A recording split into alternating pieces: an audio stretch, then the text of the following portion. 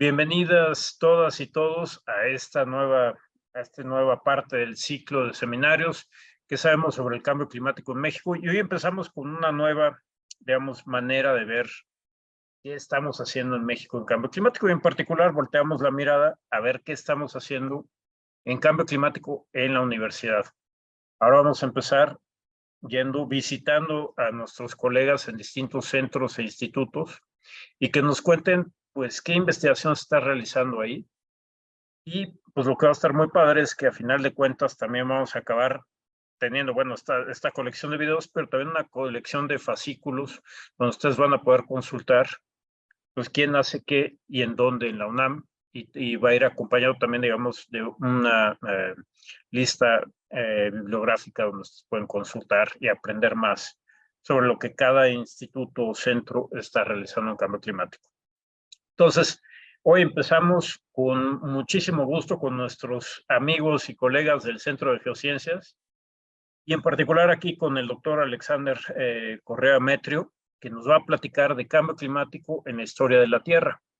Les platico un poquito de Alex. El doctor Alex Correa Metrio es ingeniero forestal y maestro en geomorfología y suelos por la Universidad Nacional de Colombia. Se graduó de doctor en Ciencias Biológicas en Florida, en el Institute of Technology de Estados Unidos.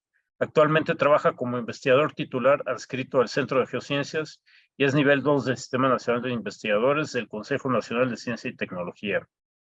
En su haber cuenta con más de 75 publicaciones en revistas internacionales especializadas en ciencias de la Tierra y ciencias biológicas. Su trabajo se centra en el entendimiento de la evolución de los ecosistemas de América tropical en el contexto de la variabilidad ambiental del Cuaternario.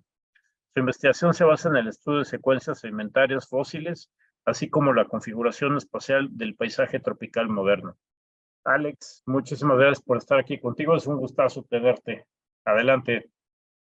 Muchas gracias, Francisco, por la presentación y por haber organizado esta serie de seminarios y pues naturalmente por la invitación. Entonces les voy a compartir mi presentación.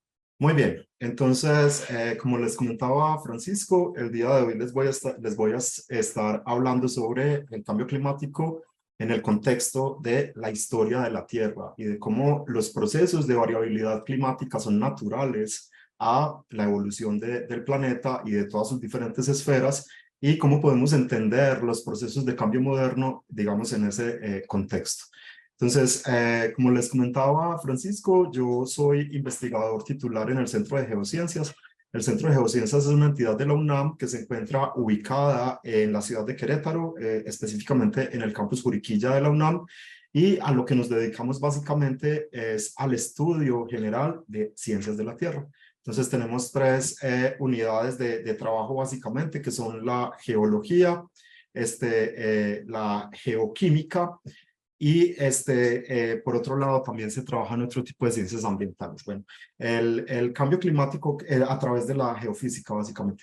El cambio climático entonces, de lo que sabemos hoy, de lo que conocemos hoy, básicamente lo que tenemos es una fatiga de información, porque es un tema que se ha venido tratando durante las últimas décadas viene información de lado y lado, de quienes dan los reportes científicos, quienes reportan lo que de hecho está pasando, y por el otro lado, pues las consecuencias políticas que tiene el asunto han llevado a que de alguna manera haya una, digamos, contraofensiva política y se hable del cambio climático como un proceso natural en la historia o la variabilidad terrestre, o como simplemente una farsa, porque habrá muchos que dicen que el cambio climático es una farsa.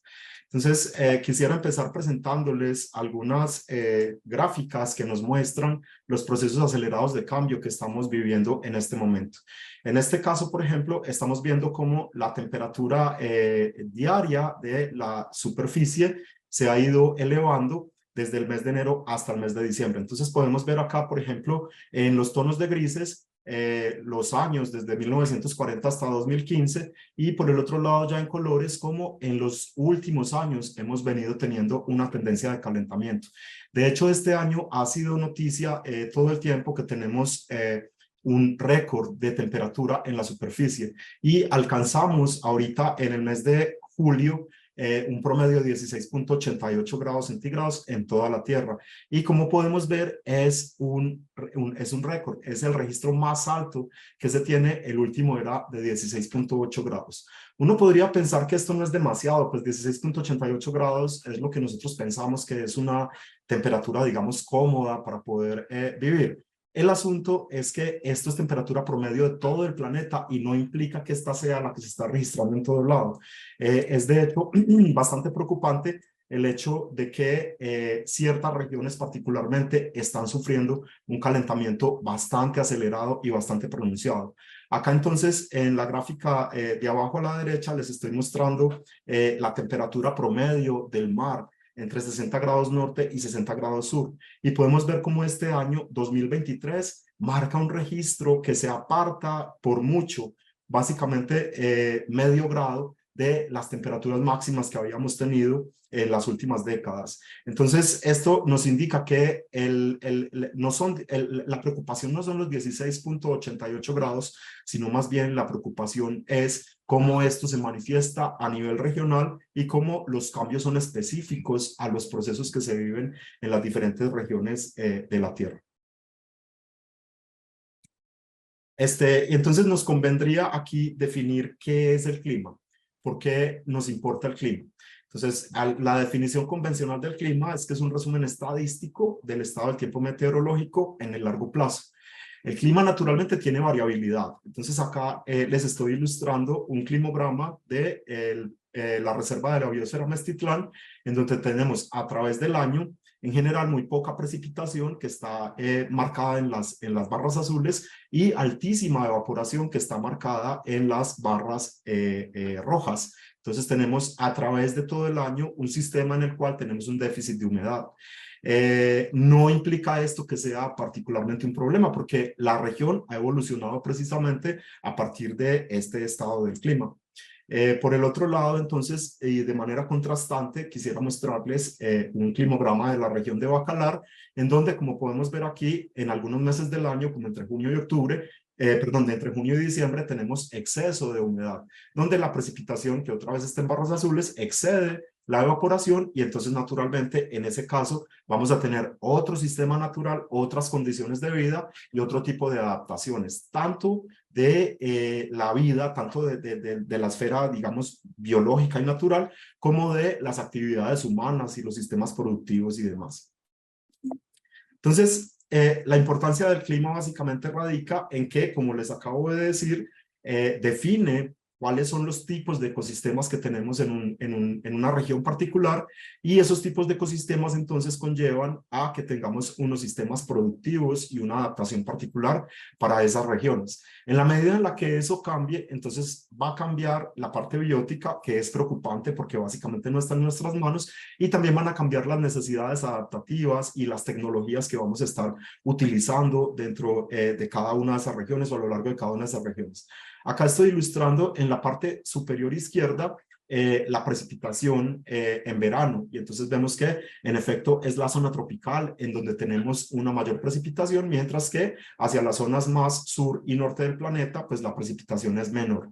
En el lado de la derecha arriba tenemos la temperatura y otra vez pues en el trópico tenemos las temperaturas más altas y se reducen en la medida en la que vamos hacia el sur o hacia el norte, y también tienen una modulación bastante importante por parte de los sistemas montañosos.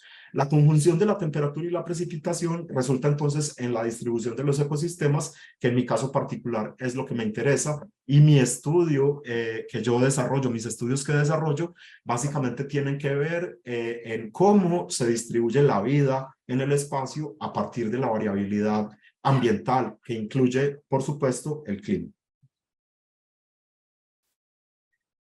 Hay una página súper interesante de la NASA que se llama Los signos vitales del planeta, en donde tienen un monitoreo en tiempo real de varios atributos a escala global. Entonces acá podemos ver como, por ejemplo, el día de ayer que estaba terminando de poner esta plática junta, los niveles de dióxido de carbono en la atmósfera estaban en 421 partes por millón. Por su lado, la temperatura global está 1.1 grados en promedio por encima de la era preindustrial. Igualmente los niveles de metano son elevados y por el otro lado vemos una disminución importante en las extensiones de hielo por ejemplo, en el Ártico tenemos una pérdida de 12.6% por década en la cobertura de hielo desde 1980 más o menos, y en general tenemos un retraimiento o un encogimiento de los casquetes de hielo, que han resultado a su vez en que el nivel del mar está aumentando, y desde 1993 en general, en promedio en el planeta, tenemos más o menos 10 centímetros más de nivel del mar de lo que teníamos en la década de los 80. En términos de las concentraciones de dióxido de carbono, que es de hecho una de las causas a la que les atribuimos la mayor parte del calentamiento contemporáneo, vemos como estas a través de las últimas décadas han seguido una trayectoria de aumento, y en el momento, como veíamos en la diapositiva anterior, estamos en 421 partes por millón. Si se dan cuenta, en 1960 estábamos más o menos en 310, algo por el estilo. Entonces tenemos un aumento del 33% en el reservorio de dióxido de carbono en la atmósfera, lo que redunda en un efecto de invernadero que es causante de una buena proporción del calentamiento moderno. Lo interesante de esta variabilidad, porque uno la puede ver, digamos, en el contexto de las últimas décadas, y como algunos de los negacionistas podría argumentar que es parte de la variabilidad natural. En esta gráfica les estoy mostrando concentraciones de dióxido de carbono a través de los últimos 800.000 años, o sea, casi 1.000.000 de años de variabilidad en concentraciones de dióxido de carbono en la atmósfera. Pues efectivamente podemos ver que navegamos en algo que está entre las 180 y las 260, 280 partes por millón, pero el proceso moderno, que en el momento está en 421 partes por millón, no tiene absolutamente ningún precedente dentro de esos 800.000 años. Ahora, hay otro argumento que esgrimen las personas que piensan o que argumentan que esto es parte de la variabilidad natural del sistema terrestre, y es que las concentraciones atmosféricas de CO2, de hecho, en el pasado muchísimo más remoto de millones de años, han sido bastante altas. Podemos ver, por ejemplo, cómo hace 50 millones de años las concentraciones estaban alrededor de 1.600 partes por millón, que es 4 veces lo que tenemos hoy. La diferencia de esto es que básicamente la civilización y nosotros como sociedad nos hemos desarrollado dentro de los últimos poquititos millones de años, y no hemos vivido en un planeta que tenga, digamos, estas concentraciones de CO2 tan altas. Por otro lado, también durante los últimos 2 millones de años hemos tenido la configuración continental que conocemos hoy. Entonces es distinto decir que tenemos una cantidad determinada de dióxido de carbono bajo una configuración continental distinta a la que tenemos hoy, a tener un sistema como el actual, en el que habemos muchísimos, habemos miles de millones de personas que dependemos del sistema, de cómo funciona el sistema, y que estamos adaptados a esta línea base que por mucho llegaba a los 300 partes por millón de dióxido de carbono. Entonces, la temperatura global dentro de los últimos siglo y medio, 150 años, algo por el estilo, podemos ver como a partir de la década de los 70 hay un punto de inflexión, y tenemos un aumento progresivo de la temperatura para alcanzar los niveles que tenemos hoy, que como habíamos visto en una de las diapositivas anteriores, es absolutamente preocupante, porque estamos de hecho conociendo unos puntos de funcionamiento del sistema, unos puntos del sistema que en el pasado nunca habíamos tenido. Entonces ahora eso tiene consecuencias en términos de todas las esferas de la Tierra, y por supuesto que como sociedad y como civilización estamos asociados con todas esas diferentes esferas.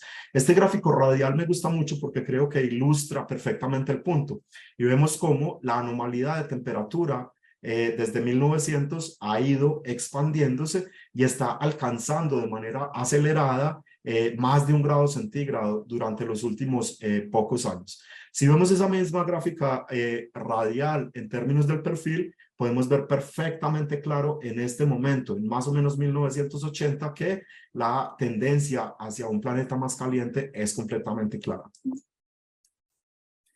Esto también decíamos que tiene consecuencias en términos de el aumento en el nivel del mar. Este es un mapa bastante simplista, ¿no? En donde pensamos que si tuviéramos a algunos metros por encima del nivel del mar de lo que tenemos hoy, pues muchísima parte, áreas continentales costeras estarían inundadas y estaríamos perdiendo terreno, y por el otro lado se tendrían que reconfigurar los ecosistemas costeros y los ecosistemas marinos. Acá podemos ver entonces cómo desde 1990 más o menos el nivel del mar ha ido aumentando, y en este momento tenemos, como les decía, más o menos 10 centímetros, un nivel del mar 10 centímetros más alto de lo que teníamos antes, y se compone básicamente de dos cosas. Por un lado, una superficie del mar que está más caliente y entonces el agua se expande, y por el otro lado, el aporte de agua que se derrite en los casquetes polares, tanto continentales de alta montaña como de las zonas polares. Y entonces la contribución de esas dos cosas podemos ver que es más o menos pareja, cada uno contribuye más o menos lo mismo, y terminamos en esos 10 centímetros adicionales de nivel del mar. Ahora, el asunto es que, como les decía desde el principio, el clima ha estado cambiando a través de toda la historia de la Tierra. Acá les muestro cómo desde hace 65 millones de años hasta el presente, la temperatura promedio global ha ido descendiendo. Y de hecho, durante el óptimo climático del Eoceno, que ocurrió hace más o menos 51, 52 millones de años, teníamos una temperatura que estaba probablemente 16 grados centígrados más alta que la temperatura moderna. Entonces, ahí podríamos pensar que no es tan preocupante que tengamos un calentamiento de unos pocos grados. La diferencia, por supuesto, se da en términos de cuál es el tiempo que ha transcurrido para que esos cambios sucedan.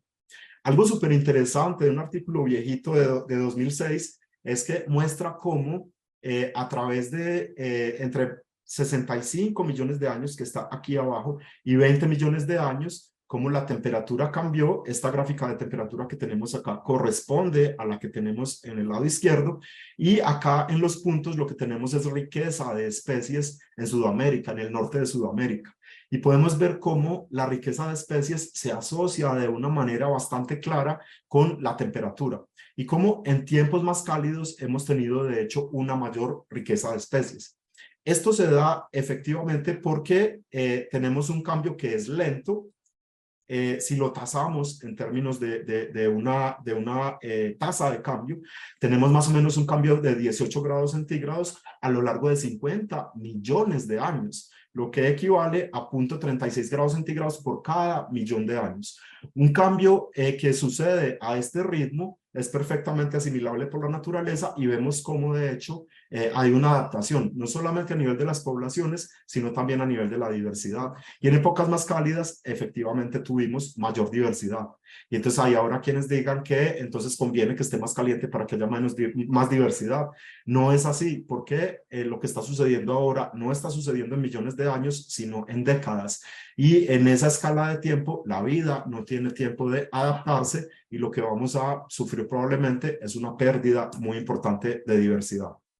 Otro ejemplo que quería traerles y que hace parte de la investigación que desarrollamos acá en el Centro de Geociencias fue un trabajo que hicimos sobre el levantamiento de los Andes peruanos entre el Mioceno y el Oligoceno. Tenemos más o menos una ventana temporal de entre 12 y más o menos 4.8 millones de años. Entonces, lo que pasa es que al principio, hace 12 millones de años, esta parte de la cordillera no estaba levantada, era todo tierras bajas o elevaciones medias más bien. Y en un lapso que se dio en 8 millones de años, la cordillera se levantó y constituyó los sistemas que tenemos hoy. Acá simplemente para mostrarles alguna de la evidencia que se recabó en los perfiles que fueron estudiados en esta región, y podemos ver pues hojas fósiles, troncos y polen. A partir de esta información, complementada con información que hemos recabado a lo largo de todo América tropical, pudimos hacer una calibración del registro y estimar de qué manera fue que sucedió el proceso de levantamiento.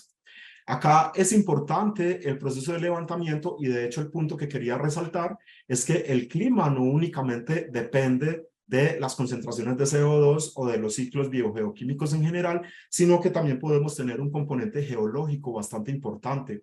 y el hecho de que los Andes se hayan levantado, de hecho, cambió la circulación del río Amazonas, lo que a su vez tuvo efectos sobre la circulación oceánica y de hecho sobre todo el clima global.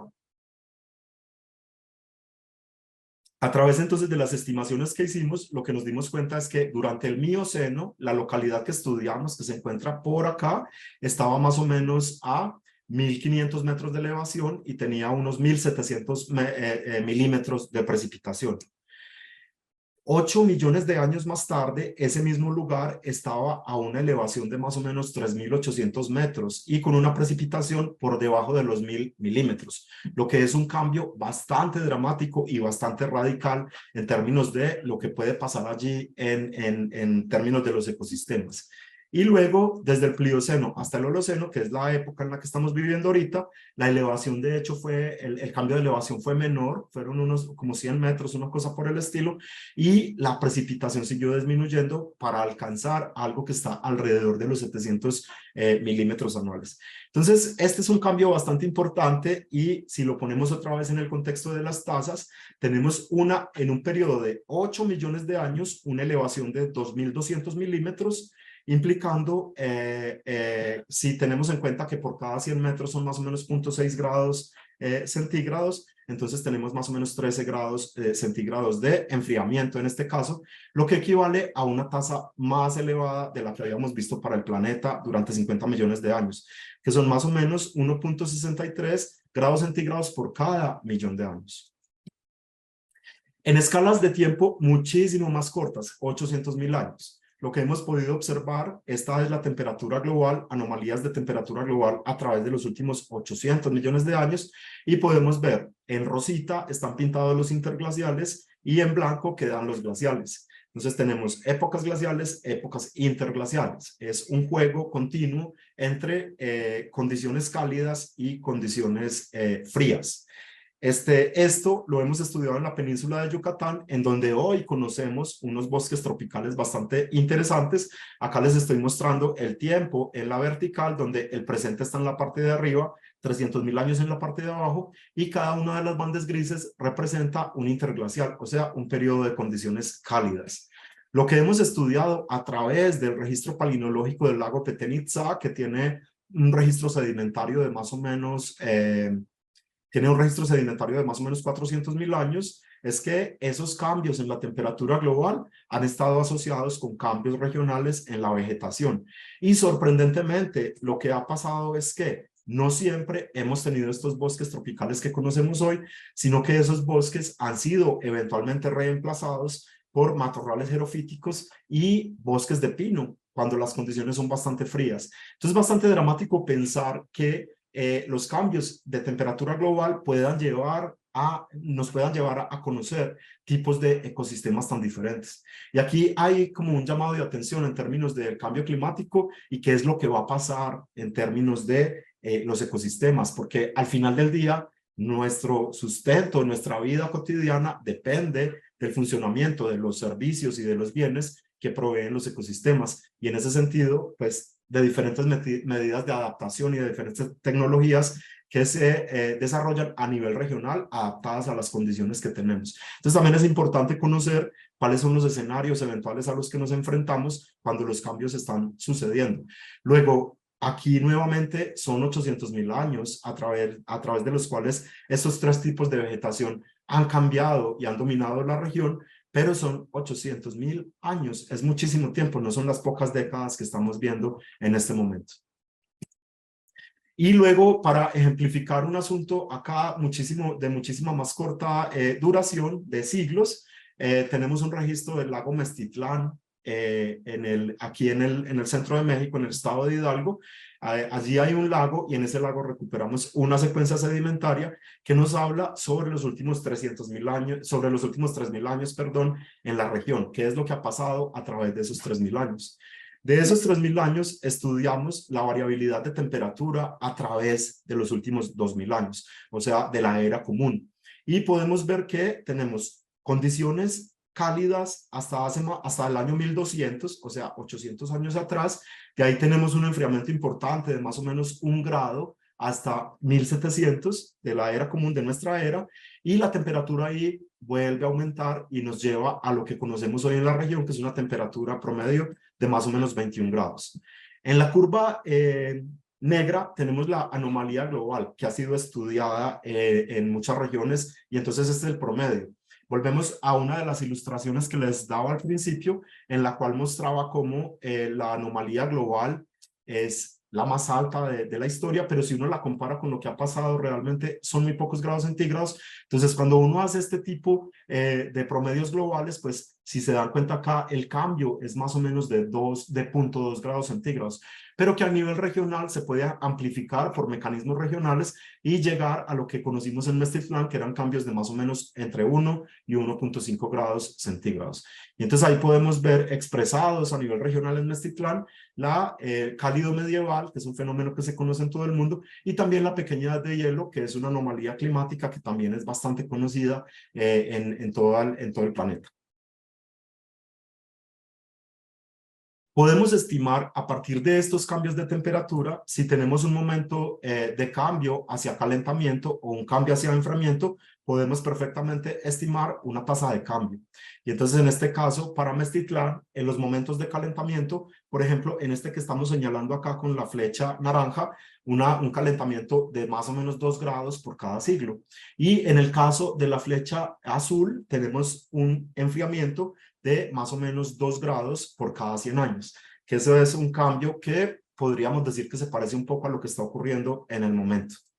Luego, para todos los momentos del tiempo, entonces, podemos calcular tasas de enfriamiento y calentamiento y convertir esto en una función de densidad de probabilidad, que nos está mostrando con una confianza del 95% cuáles han sido las tasas de cambio de la temperatura en la región de Mestitlán a través de los últimos 2000 años. Y podemos ver que las tasas de cambio estuvieron en mínimos de casi 3 grados por cada 100 años y máximos de más o menos 2 grados por cada 100 años, pero que quedamos en general sobre la media, que es que no se ha presentado un cambio generalizado, es decir, los enfriamientos han compensado a los calentamientos. Si expresamos todo esto en valor absoluto, entonces tenemos una distribución un poco sesgada hacia la derecha y unas tasas de cambio que en promedio estarían como en los 0.5 grados centígrados por cada 100 años, una cosa por el estilo. Viendo un climograma, la serie de datos de temperatura media de Mestitlán desde 1950 hasta el presente, podemos ver que hay una tendencia significativa hacia el calentamiento. Y cuando calculamos esa tasa, vemos que es de 4.9 grados centígrados por cada siglo. O sea, si la llevamos a 100 años, tenemos una tasa de calentamiento que está absolutamente por encima de cualquier cosa que se haya experimentado dentro de los 2 últimos milenios, que de pronto pues puede ser, digamos, la ventana de tiempo razonable y justa sobre la cual podríamos comparar, de hecho, lo que está sucediendo actualmente. Ahora, podríamos pensar que esto es un proceso regional, que como esta región de Mestitlán es tan seca, entonces amplifica muchísimo lo que está sucediendo en términos de la cambio climático. Pero tenemos la experiencia de otro lugar en Colombia, que también lo trabajamos acá en el Centro de Geociencias, que se llama la Laguna de Tota. Es un sitio completamente contrastante. Tenemos acá Mestitlán a una elevación de más o menos 1200 metros sobre el nivel del mar, mientras que la Laguna de Tota está a 3000 metros sobre el nivel del mar en otro extremo del continente, ¿no? Por acá, en los Andes colombianos. Y en términos de precipitación también son 2 lugares completamente contrastantes. Pues en la Laguna de Tota hicimos el mismo ejercicio de calcular tasas de cambio climático para los últimos 2000 años y lo que podemos ver es un proceso muy parecido al que se vive en Mestitlán. En la parte de arriba vemos la ilustración de Mestitlán, donde las distribuciones vacías representan los últimos 2000 años y la distribución rosa representa desde 1950 hasta 2020. Y vemos como el calentamiento está muy por encima de cualquier cosa que se haya experimentado en los últimos 2 milenios. En el caso de Tota pasa exactamente lo mismo. Y de hecho, la tasa de calentamiento en Tota es superior a la que se experimenta en Mestitlán y no tiene precedente. Entonces, de acá el mensaje es que estamos experimentando en el momento cambios de temperatura que se están produciendo a una velocidad sin precedentes dentro del pasado geológico pero también dentro del pasado histórico, que son esta ventana de los últimos 2000 años. Ahora, quisiera de alguna manera que pensáramos en cuál es el problema con esto, y es que la temperatura cambia, el nivel del mar aumenta, y eventualmente podríamos pensar que la tecnología es suficiente para, digamos, adaptarnos a estos cambios. El problema es que la tecnología cuesta dinero, y entonces hay un asunto de equidad a nivel global, porque hay países que tienen cómo adaptarse y tienen cómo, digamos, generar condiciones para que estos cambios no les afecten tan gravemente, mientras que otros países no. Entonces hay un asunto de equidad a nivel global que debe ser considerado. Y aquí simplemente quería mostrarles cómo el cambio del suelo ha sido absolutamente dramático a través de los últimos 10.000 años, que es cuando se empezaron a desarrollar sociedades agrícolas y sociedades que tenían capacidad enorme, sociedades humanas para transformar el paisaje. Acá un poco, digamos, la humanidad ha destruido una tercera parte de los bosques. No sé si los haya destruido, probablemente la palabra adecuada sea transformado. El problema es que esta transformación tiene implicaciones en términos de cómo los bosques, cómo las especies, cómo los ecosistemas se van a adaptar a los cambios. La adaptación básica de los bosques y de los sistemas naturales pues ocurre a través de la migración. Y entonces el asunto con la migración es que si no hay corredores a través de los cuales se pueda migrar, la migración deja de ser una opción. La segunda opción que nos queda entonces es la adaptación, pero es un periodo de tiempo tan corto que evolutivamente es muy complicado para la mayor parte de las especies adaptarse. La tercera camino que nos queda entonces es básicamente la extinción. Acá podemos ver entonces, hace 10.000 años, el 57% de la superficie terrestre estaba cubierta por bosques, mientras que el 42% estaba cubierta por pastizales naturales y matorrales. Hace más o menos 5.000 años, donde apenas empezaba la revolución, digamos, agrícola, vemos cómo el cambio es, en 5.000 años únicamente decrecieron los bosques en más o menos 2%, pero si vemos lo que fue pasando a través del tiempo y a través de procesos cada vez más acelerados, es que en el momento de 57% que teníamos en principio, ahora solo tenemos 38% de bosques, los cultivos ocupan el 15%, la tierra urbana de hecho ahora ocupa más del 1% de la superficie habitable, el 31% está ocupado por pastizales que no son de origen natural sino antrópico, y de los pastizales naturales probablemente han sido los más afectados, únicamente queda el 14% de lo que había originalmente. Y entonces, como les decía ahorita, uno tiene las especies adaptadas a unas condiciones particulares. Acá, por ejemplo, pensemos que esta es la distribución de una población particular, en donde tenemos que es muy viable y le va muy bien en elevaciones de más o menos 2.000 metros, que equivale a temperatura, por supuesto, y precipitaciones de más o menos 2.500. Y a medida que nos vamos alejando de esas condiciones, esa población es menos viable. Pues al igual ocurre con otras especies, y en un tiempo determinado lo que tenemos son unas condiciones particulares que permiten que un grupo de especies convivan, coexistan en un espacio particular y conformen entonces un ecosistema particular. En un tiempo número 2, cuando esas condiciones climáticas cambien, entonces este sistema se va a reorganizar y probablemente tengamos pérdida de algunas especies, pero también ganancia de otras. El asunto es que ese ecosistema nuevo, esa novedad ecológica, cómo se asocia con las necesidades de la sociedad como proveedora de bienes y servicios. Este es un ejemplo de los cambios, es un artículo también bastante viejito, pero me gusta un montón el ejemplo, siempre lo traigo a mis pláticas, de Margaret Davis, y ella nos muestra acá cómo cambió la distribución de spruce y de quercus en Norteamérica desde hace 21.000 años hasta el presente. Entonces hace 21.000 años teníamos mucha parte de Norteamérica, lo que hoy es Canadá, cubierto por el casquete polar, y vemos las poblaciones de spruce más o menos en la parte central de los Estados Unidos. A medida que fue pasando el tiempo, ocurrió la deglaciación y llegamos a lo moderno, en donde las poblaciones de spruce, si se dan cuenta, reemplazaron, o más bien ocuparon, las tierras que estaban en ese momento ocupadas por los casquetes polares. Y lo mismo pasa con el quercus. En el caso de encino, lo que tenemos es nuevamente el casquete polar ocupando la mayor parte de la parte norte de Norteamérica y las poblaciones de cuercos básicamente reducidas a lo que hoy es Florida, Georgia, Luisiana, etcétera. A medida que fue pasando el tiempo, el casquete polar se retrajo y esas poblaciones se desplazaron hacia el norte. Y si se dan cuenta acá, ocuparon la superficie que en principio estaba ocupada por spruce. Entonces, si no hay corredores a través de los cuales pueda pasar esa migración, entonces el cambio de temperatura es una amenaza significativa, sustancial para la distribución de los ecosistemas y de las poblaciones naturales. Acá tenemos un mapa en la parte de arriba, nos muestra cuál es la distribución actual de los ecosistemas forestales en México. Desde las zonas más húmedas que tenemos acá en el flanco de Chiapas, en la zona de Campeche, etcétera, con bosques húmedos tropicales, hasta las zonas desérticas que se representan por las partes rojas. Estas fotos me parecen absolutamente fascinantes, son de la Comisión Nacional para el Conocimiento y Uso de la Biodiversidad y representan de hecho los diferentes ecosistemas que tenemos en el mapa. Pues bien, una proyección de los escenarios climáticos para el futuro nos muestra en la parte de abajo, para 2100, cuál sería la distribución de esos ecosistemas.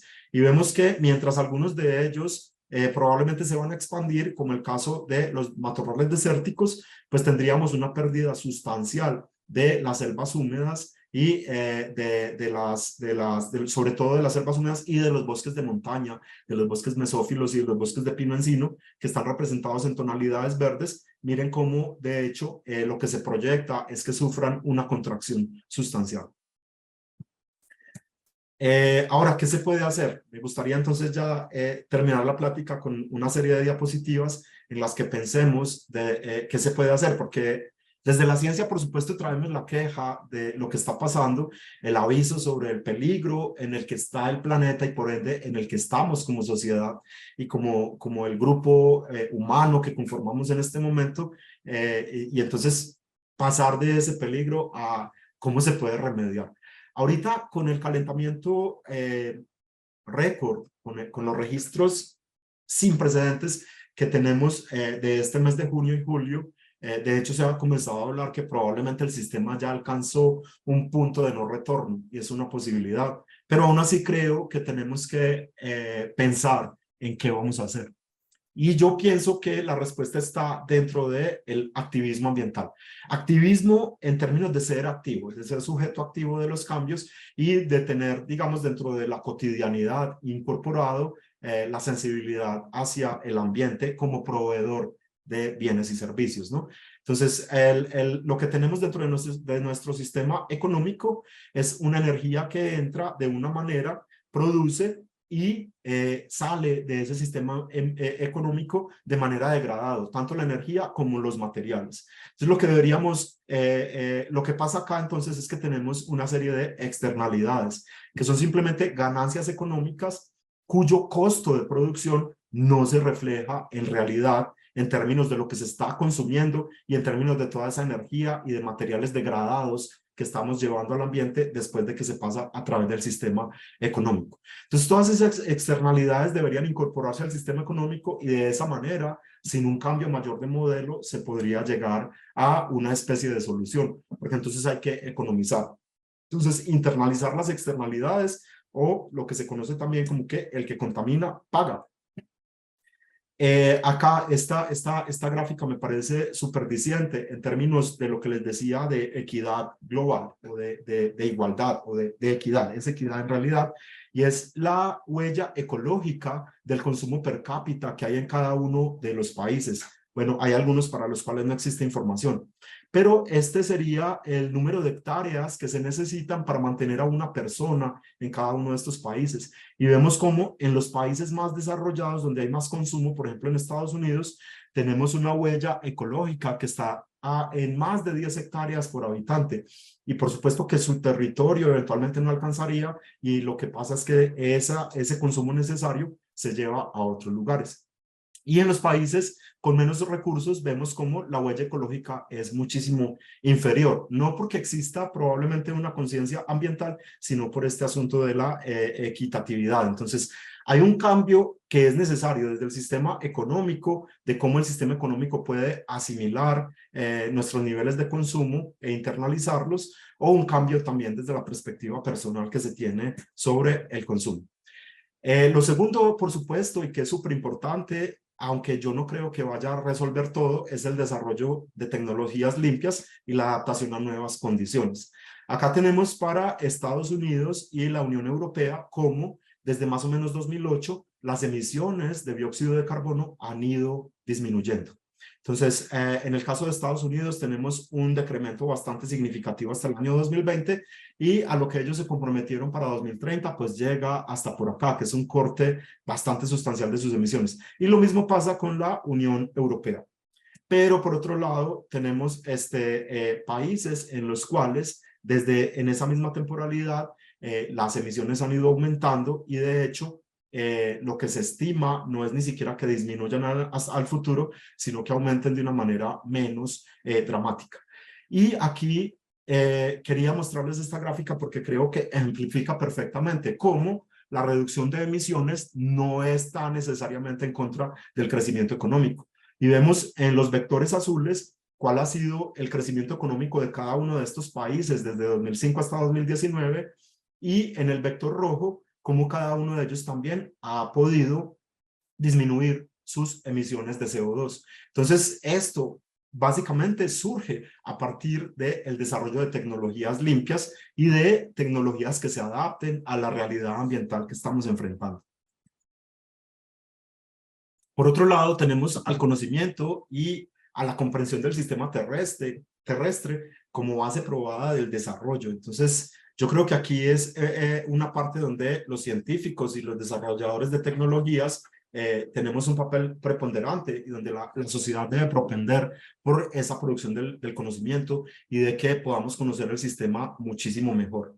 Entonces, acá quería solo ilustrarlo con digamos, el mapa conceptual de lo que hacemos en el Centro de Geociencias, que es un centro que, como les contaba, se dedica al estudio de las ciencias de la Tierra a través de la geología, la geoquímica y la geofísica en cada una de estas áreas del conocimiento, que entre ellas se interrelacionan y al final del día nos llevan a un mejor entendimiento del sistema terrestre, que es bastante importante para podernos adaptar y para poder, digamos, entender qué es lo que está pasando y desde dónde es que pueden surgir, digamos, las respuestas a nivel tecnológico, a nivel de sociedad, etcétera. Y aprovecho entonces para hacer propaganda sin ninguna vergüenza sobre nuestro posgrado en Ciencias de la Tierra. Tenemos maestría y doctorado y esto es nuestro correo electrónico en caso de que nos quieran contactar. Y lo cuarto sería el individuo, la actitud individual como agente del cambio también. Hay un dato bastante dramático y es que el 6% de las emisiones globales de gases de efecto invernadero viene de comida que nunca fue comida por nadie, o sea, de comida desperdiciada, de comida que nunca llegó a la mesa de nadie. Entonces, también tener esto en mente porque deberíamos nosotros ser conservativos en términos de lo que usamos, en términos de lo que consumimos y pensar realmente todo el tiempo si las cosas que compramos, si las cosas que consumimos, si la comida que llevamos desde el súper en realidad la necesitamos. La comida es responsable por el 26% de las emisiones globales. Y si el 6% del total vienen de comida que no fue consumida, implica que a nivel global más o menos una quinta parte de la comida que producimos no llega a la mesa de nadie. Y ese dato es bastante grave. Y pues hasta ahí entonces llegaría mi plática y los invito entonces a que modifiquen sus hábitos de consumo y a que sean conscientes sobre lo que está sucediendo en este momento en el planeta en términos de cambio ambiental y cómo ese se contextualiza en términos de la historia de la Tierra. Muchas gracias. Muchas gracias, Alex, por la plática tan extensa, digamos, en el sentido de que cubres millones de años y nos pones en este momento, nos das una muy buena, un muy buen panorama de dónde estamos en este momento. Aquí tenemos varias preguntas ya. Déjame, te leo algunas de ellas. Tania Fernández nos dice, ¿considera adecuadas las medidas que implementan los gobiernos para afrontar problemáticas como huella ecológica que deja cada país? ¿Y qué país considera que ha hecho un mayor trabajo en hacer un cambio de acuerdo a sus emisiones? No, la pregunta está Suerte con bastante esa. complicada. Voy a dar perspectiva al respecto. Primero que todo, reconociendo que no soy especialista en el tema, ¿no? Entonces, yo pienso que falta todavía compromiso de parte de los gobiernos en términos del cambio climático, en muchos casos por la urgencia momentánea de, por ejemplo, el Producto Interno Bruto, la extracción de recursos mineroenergéticos. Para muchos países es la principal fuente de financiación y no es algo a lo que se pueda renunciar de un día para otro y decir, no, eso contamina, entonces vamos a hacer otra cosa.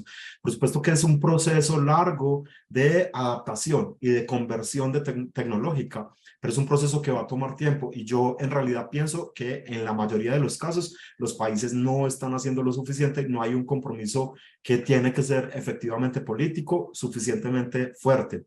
Por otro lado, en términos de la segunda parte de la pregunta de quién ha hecho un mayor trabajo, si uno ve la reducción de gases de efecto invernadero y demás, se da uno cuenta que los países desarrollados han hecho un esfuerzo mayor en términos de la disminución de sus emisiones. Pero hay una parte de ese asunto que es un poco doble cara, un poco hipócrita, porque esos países siguen consumiendo de países que sí contaminan un montón. Entonces es como nuestra fábrica contamina y la solución es ponerla en la casa del vecino. No está resolviendo nada porque el problema es global y la atmósfera es de todos. Entonces al final del día sí puedo yo emitir menos, pero si sigo comprando digo, desplazo mi centro de producción y mi basura a otro lado, pues al final del día no estoy contribuyendo nada en realidad. Sí, es un problema muy complicado ese, ¿no? Y bueno, un ejemplo también muy claro es que la próxima COP lo vamos a tener en los Emiratos Árabes. Por si alguien tenía alguna duda al respecto, pues bueno. Estadios de fútbol climatizados, que es como de, ¿cuál es la huella de carbono de ese rollo y cuál es la necesidad de hecho de hacerlo, ¿no? Pues sí, ya veremos a ver qué cosa tan interesante. De hecho, pues aquí aprovecho, así como dijo Alex, para hacer publicidad sin ninguna vergüenza.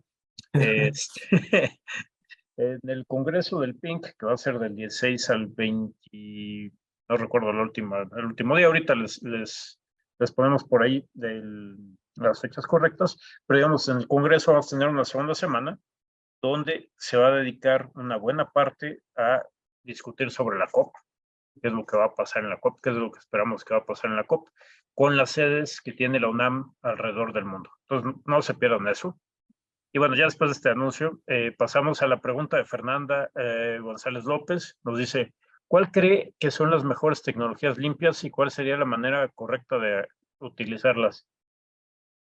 Bueno, en realidad, pues sería un asunto enfocado a tecnologías con respecto a qué, y ahí sí creo que no puedo responder porque no es mi área de experticia. Alguien me había dicho que complicaba yo mucho las cosas poniendo estas diapositivas sobre política y qué se Generales. podía hacer y demás, pero creo que me pudo más otra cosa que me dijo otra persona antes, y era que desde la ciencia lo que hacíamos era quejarnos y quejarnos y no ofrecer alternativas, y entonces pensé que era muy importante plantear después de dejar claro que el problema que tenemos en el momento no es menor y no es atribuible a la variedad, a la variabilidad natural del sistema en el contexto de cómo ha funcionado el sistema.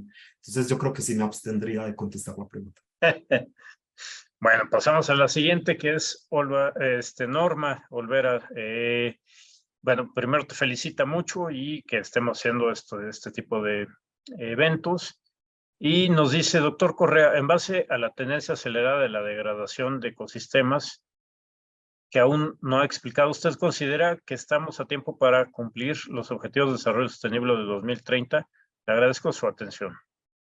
Yo estimo que estamos aún a tiempo, pero mi perspectiva al respecto es bastante pesimista, porque lo que ha pasado en la última década básicamente ha sido un sube y baja político a nivel mundial, desde Estados Unidos hasta los países africanos, donde tenemos inestabilidad política y cambios de objetivo y de visión cada que cambia un gobierno. Entonces, se asume que la atención ambiental hace parte de una visión política de un grupo particular. Creo que eso es un problema gravísimo, porque la visión ambiental debería ser una visión social que debería ser independiente a la visión política, y entonces de esa manera no estaría afectada por toda esta, digamos, inestabilidad. Pero sí, yo creo que estamos a tiempo, pero como se ve el panorama, no creo que lo vayamos a hacer. Estamos cada vez menos a tiempo, ¿no? Cuando De hecho, empezaban las negociaciones, ahí sí estábamos a tiempo, hace unos 30 años. Ahorita ya como que, ¿no? Y aquí nos comenta aquí Norma que decía, no explicado, sino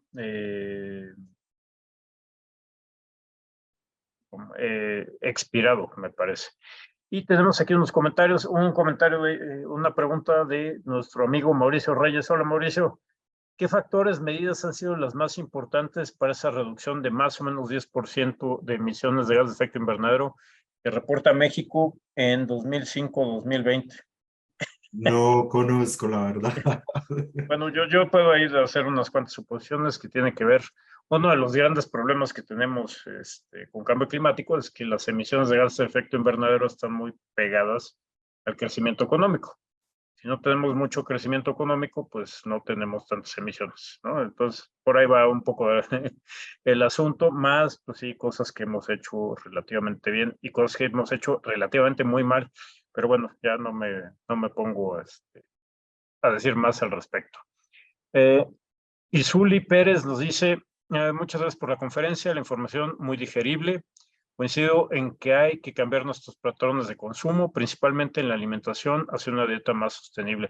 Esto luego tiene repercusiones con, por ejemplo, la gente que no quiere, no quiere volverse vegetariana y que, ¿no? De pronto salen papers diciendo que hay que volverse vegetariano o que sería una buena opción, ¿no? No sé si quieres añadir algo por ahí. Sí, yo creo que ese sería un segundo paso y que toca otro nivel de profundidad, ¿no? ¿Qué tipo de dieta tienes? El primer paso yo creo que sería de no desperdiciar, porque es demasiada comida en la basura, independientemente de ¿De cuál dónde? sea el tipo de dieta, ¿no? Creo que el primer paso sería esta conciencia de no desperdiciar. Sí, también. No, de acuerdo. Magda nos dice, aquí en México se eliminó la teoría del uso de bolsas de plástico y se supone se utilizan también en teoría las biodegradables. Sin embargo, la utilización de los empaques de unicel, el cual es terriblemente más dañino para el planeta, sigue en auge. ¿Qué opina al respecto? Pues es que es un asunto de conciencia social. Y entonces yo soy colombiano y en Colombia también prohibieron las bolsas de plástico de un solo uso. Entonces es una iniciativa que parte como de la conciencia que tengamos sobre estos pequeños actos de la vida cotidiana que degradan el planeta. El punto es que cuando no se entiende cuál es el fondo de la regla, sino que se toma la regla verticalmente, entonces pasa esto, se eliminan las bolsas, ya no tenemos bolsas, pero usamos unicel que efectivamente es muchísimo peor. Entonces creo que hay una confusión o falta de comunicación sobre cuál es el espíritu en realidad de la norma, más allá de cuál es la norma como tal. Sí, o empezamos a usar bolsas de papel que si uno no las usa varias veces, pues es igual o peor que las de plástico, ¿no? Entonces, como que nos falta ahí darle unas cuantas vueltas. Y mira, ahora viene una pregunta que sí está más relacionada con tu tema de especialidad. ¿Qué opinas sobre los ciclos de Milankovitch, que son determinados por la órbita e inclinación de la Tierra con respecto al Sol y que ofrecen una fuerte correlación con los mayores periodos de glaciación, que a su vez pueden relacionarse con la liberación de CO2 en los océanos, de los océanos a la atmósfera, y que actualmente seguimos la tendencia de dichos ciclos? La Tierra, el funcionamiento de todo el sistema, pues parte de la energía solar, ¿no? La energía solar es nuestra principal fuente de energía, no es la única, pero es la principal, y entonces la cantidad de energía que llega a la Tierra determina cómo funciona el sistema. En los ciclos de Milankovitch, lo que plantean es que la forma de la órbita y en efecto la inclinación del eje de la Tierra determinan más allá de cuánta energía es cómo esa energía se distribuye latitudinalmente. Y entonces, como esto cambia a través del tiempo, tiene efectos sobre cómo funciona el sistema y son efectivamente responsables, se les atribuye los ciclos glacial e interglacial que tenemos dentro de los 2 últimos millones de años.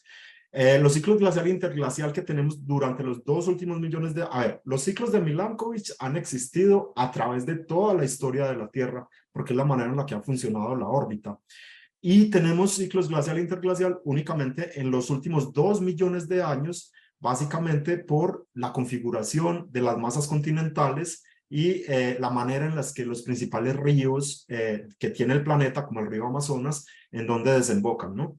Entonces, es el origen de glacial interglacial, pero es un origen que interactúa con el sistema terrestre. No podría decirse que es el único responsable, sino más bien de cómo a nivel de la Tierra los factores endogénicos interactúan con esa energía que está viniendo desde el Sol. En ese sentido, entonces, los ciclos de Milankovitch determinan el clima planetario, pero en escalas de milenios, de miles de años. Entonces, sí, siguen su ciclo, siguen su tendencia y probablemente nos vayan a llevar a una nueva glaciación, pero estamos hablando de miles de años. No es lo que tenemos en este momento en términos de unas pocas décadas.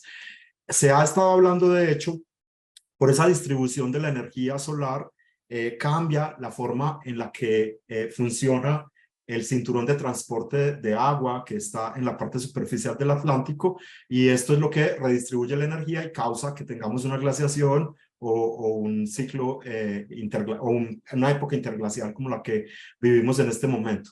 Lo principal, el principal mecanismo de hecho son disrupciones que se producen en la manera en la que circula el agua en la superficie del océano en el Atlántico Norte.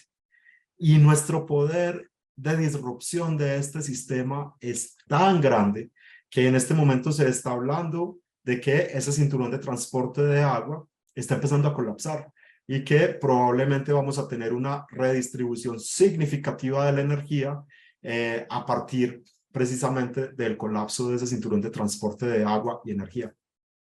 Y ahí hay que tener mucho cuidado de que no, o sea, lo que estamos viviendo ahorita, sabemos perfectamente de dónde viene, ¿no? Sabemos perfectamente por qué está ocurriendo. Se ha mostrado con una variedad de métodos. Si quieren, algún día hacemos una conferencia especial sobre eso, ya la hemos hecho. Y también esto que comenta Alex, ¿no? Pues bueno, sí, la circulación termoalina, si esa cosa colapsa, pues podemos tener unos cambios muy abruptos, digamos, en el clima que observamos. Y curiosamente, no necesariamente sería como nos pintaba, por ejemplo, la película del día después de mañana, que nos congelamos todos, sino que hay una redistribución precisamente de la energía que puede llevar, por ejemplo, a mayores calentamientos. Los modelos de clima, por ejemplo, forzados con ese tipo de evento, pues nos dicen que podemos tener un calentamiento mucho más fuerte en regiones parecidas, donde está, por ejemplo, México, ¿no? Además de que nos secamos como locos. Pero bueno, aquí Lourdes Ábalos nos dice dónde puedo contactar al doctor Alejandro Correa. Gracias por la conferencia. Saludos de Guadalajara. Bueno, pues ahí ponemos tu correo en esto, ¿no? En el chat. Sí, yo le puse ahí el correo en el chat, es acorrea@geociencias.unam.mx. Sí, gracias. Lucía González nos dice, ¿hasta qué punto podremos frenar el calentamiento global para salvar nuestro entorno biológico y, por supuesto, nuestra especie, considerando que el cambio climático de la Tierra continúa de manera natural? Hay el cambio climático es diferente a variabilidad climática, ¿no? Y entonces, de manera natural, lo que hemos tenido es variabilidad climática. De hecho, si la vemos desde la perspectiva más simplista de todas, sería ver cómo a través del año tenemos una época seca y una época húmeda, ¿no?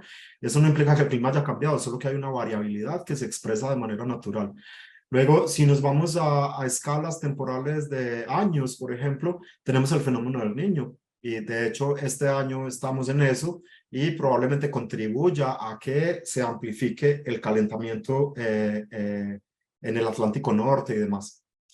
Y por el otro lado, el cambio climático es como toda esa envoltorio de variabilidad donde tenemos extremos, donde tenemos sequías, donde tenemos a veces inundaciones, donde hay invierno, verano, como ese envoltorio de variabilidad cambia y migra, por ejemplo, hacia tener sequías más recurrentes o hacia tener más incendios o hacia tener temperaturas en general más elevadas. Como lo comentábamos ahorita, yo creo que todavía estamos a tiempo no de parar el asunto, porque es que pasamos de 280 partes por millón de CO2 a 420 en cuestión de un par de décadas, básicamente 2, 3 décadas. Entonces, necesitaríamos extraer nuevamente ese CO2 de la atmósfera. Eso es una cosa bastante complicada. Eventualmente la tecnología puede ayudar, pero por lo menos podríamos parar el progreso de estos fenómenos, ¿no? Y hacer que esa migración desde un envoltorio de condiciones A hacia un envoltorio de condiciones B sea lo más lenta posible, y yo creo que eso de hecho ayudaría al entorno biológico. Ahora, hay medidas controversiales, pero de otra clase, por ejemplo, migración asistida, es tomar especies de un lugar y llevarlas a otro. Entiendo que hay algunos experimentos exitosos, pero ya, eso ahí está bastante riesgoso porque podríamos estar causando otros problemas con los que no contábamos. Y nada más ahí añado, bueno, ¿qué es lo que pasa, por ejemplo, si todo el planeta tuviéramos emisiones cero? Ahí el aumento de la temperatura se para. Nos quedamos, nos estabilizamos en el nivel que hayamos llegado de aumento en la temperatura. Entonces, sí hay muchas cosas que se pueden hacer, ¿no? Pero hay que hacerlas pronto y hay que hacerlas, digamos, de una manera decidida. Aquí, Abril, muchas gracias. Ya les puso en el chat la información que yo no me acordaba exactamente, que es que el Congreso va a ser del 16 al 27 de octubre. La segunda semana va a ser esta parte de la COP y vamos a tener una variedad de talleres sobre cosas, modelos, métodos para cambio climático. Ya le estaremos anunciando más adelante. Campus Viridiana nos dice, buena tarde, ¿considera que la carne cultivada ayudará a disminuir las emisiones de efecto invernadero? Pues en teoría sí, pero creo que hay muchas tecnologías con las cuales no nos hemos enfrentado claramente, y todo el tiempo hay sorpresas y hay frentes de batalla nuevos que se estén abriendo, pero también igual no soy realmente especialista en esa materia. Y aquí tenemos Pili Gómez que nos dice en Facebook, excelente charla. ¿Cuál es el panorama a futuro para los ecosistemas costeros de México?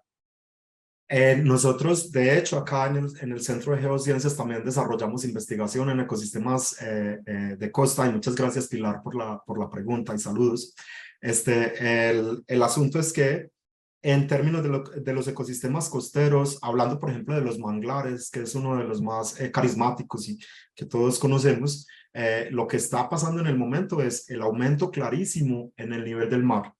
El aumento en el nivel del mar, en el caso por ejemplo de los manglares, implica que ellos se deben ajustar a esas tasas de aumento en el nivel del mar, progradando el terreno y acumulando sedimentos. Entonces acá tenemos una cosa muy complicada, porque esa acumulación de sedimentos se da a partir de la contribución de sedimentos por parte de los ríos, y que se nutren básicamente de la precipitación. Uno de los problemas, y que hablaba Francisco ahorita de él, probablemente el aumento de la temperatura no sea algo tan complicado. El problema es el efecto que el cambio de temperatura tiene sobre los patrones de circulación oceánica y atmosférica, que a su vez afectan la lluvia, la distribución de la precipitación en las zonas continentales. Y uno de los problemas principales de las zonas tropicales ahorita es que a medida que aumenta la temperatura, las zonas tropicales también se han ido secando más. Y entonces, en ese sentido, creo que los manglares en México enfrentan una amenaza súper grande, porque cada vez tienen un nivel del mar más alto y una contribución fluvial más baja. Entonces se van a terminar ahogando. En términos de los corales, por ejemplo, el aumento de las temperaturas y los problemas que hay de blanqueamiento de corales y demás son absolutamente horrorosos, y cada vez escuchamos no tiene precedentes, no tiene precedentes. Es muy preocupante en realidad todo lo que está pasando con los ecosistemas costeros. Y aún peor es que una proporción súper alta de la población habita las zonas costeras y esas zonas costeras eventualmente se van a inundar y entonces va a haber un problema para reubicar a todas estas personas o para proveerles medios mediante los cuales puedan subsistir. Pues ya estamos, ahorita lo que estaba viendo es que ya hasta nos pasamos 5 minutos, ya estamos abusando de tu cordialidad y tu buena onda. Si quieres, toma una última pregunta y la respondes y nos das pues algún mensaje final que nos quieras compartir. ¿Cómo es? Muy bien, sí, muchas gracias. Tenemos aquí a Manuel Hernández Rosales que nos dice, ¿hay algún periodo en la historia de la Tierra donde haya habido naturalmente un decrecimiento de la gran velocidad del CO2 y un enfriamiento correspondiente? No, en realidad, hay evidencia de tiempos pasados, creo que es como siempre se me olvida el nombre del periodo, creo que es el final del Eoceno o algo así, donde las concentraciones de CO2 disminuyeron muchísimo y llevaron a una glaciación a nivel global, pero no de manera rápida. Esto fue un proceso que ocurrió probablemente a lo largo de 3, 4 millones de años de captura de CO2 y no solo es la captura, sino también hacer que el CO2 se mantenga en esos reservorios, no regrese a la atmósfera, disminuyeron las concentraciones y en efecto hubo una glaciación a nivel global que duró también varios millones de años. Pero otra vez en escala, lo que sucede hoy, y esto hace parte entonces de ese mensaje final, lo que estamos viendo hoy no tiene precedentes dentro de la historia geológica de la Tierra. El proceso que estamos viendo hoy no tiene precedentes. Pone en peligro a la naturaleza y al poner en peligro a la naturaleza nos pone en peligro como sociedad. Probablemente no como individuos, pero sí como sociedad. El mundo como lo conocemos está absolutamente amenazado. Y creo entonces en ese sentido que deberíamos comprometernos todos en dos sentidos. Uno, desde la esfera personal a consumir menos. Y segundo, desde la esfera colectiva a involucrarnos un poco más en la política y a involucrar un poco más a nuestros líderes políticos con la preocupación que tiene que ser de todos como sociedad, no como grupo ni como individuo, sino una preocupación social. Tenemos que estructurar un plan a nivel de sociedad que sea de largo aliento y que conduzca a que remediemos de alguna manera todos estos daños que estamos causando ahorita. Y pues muchísimas gracias, Francisco, por la invitación. Fue realmente un gusto haber estado con ustedes hoy.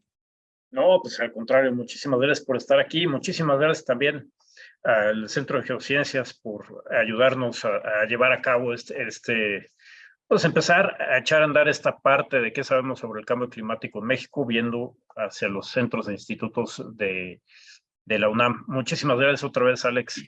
Y pues estamos en contacto. La próxima semana tenemos la segunda parte, la segunda sesión de este módulo, donde vamos a hablar de dinámicas lacustres. Ya me cerraron el chat, espérenme.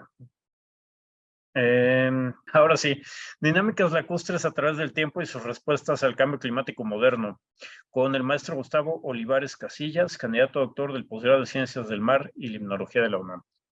Pues va a estar muy interesante y nos vemos entonces el jueves que viene a las 12 del día y cuando termine este mes, la última sesión, pues nos vamos a juntar todos los que hayan participado en este módulo y vamos a tener una plática que yo creo que va a estar muy padre. Muchísimas gracias a todos y todas y nos vemos la semana que viene. Gracias, Alex. Buenas tardes, un abrazo a todos. Hasta luego.